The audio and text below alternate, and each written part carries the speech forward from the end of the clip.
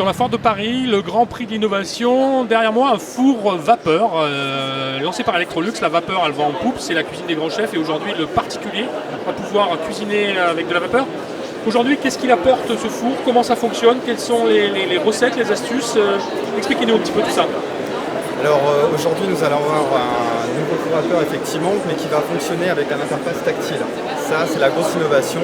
Donc l'interface tactile, c'est quelque chose qu'on trouvait aujourd'hui dans le milieu des télécoms, dans le milieu du grain, mais qu'on ne trouvait pas du tout dans le milieu du domestique au niveau de la cuisson.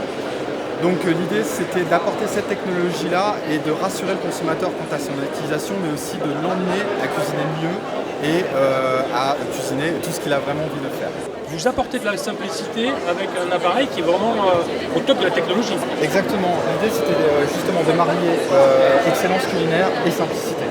Donc là, je vais lancer une cuisson assistée. Donc je rentre dans le menu.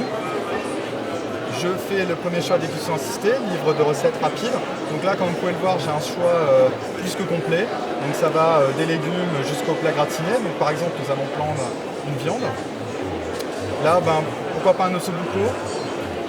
Je vais voir la préparation. Donc le point important, c'est pour combien de personnes je prépare ce plat. Donc là, c'est pour 4 à 6 personnes. Après, j'ai l'ensemble des ingrédients qui sont nécessaires à la bonne réalisation de cette recette.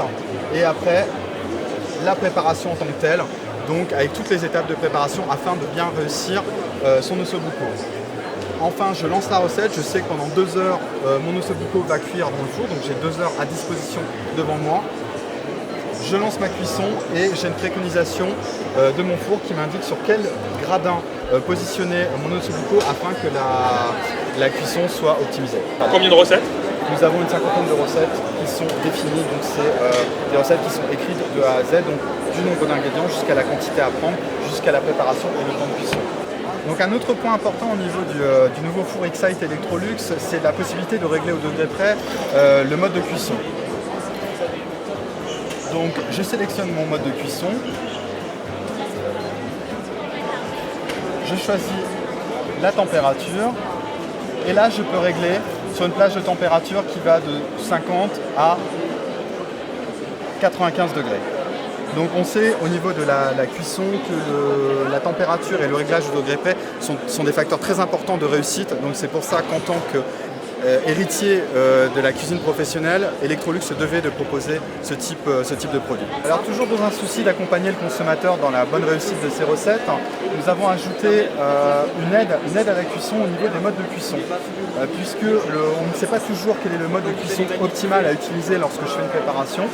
Donc ce que le groupe Electrolux a rajouté, c'est en appuyant quelques secondes sur cette icône, vous allez avoir la fonction afficher la description. Et enfin, un texte descriptif indique exactement quelle est l'utilisation optimale de ce mode de cuisson pour le type de plat que vous voulez réaliser.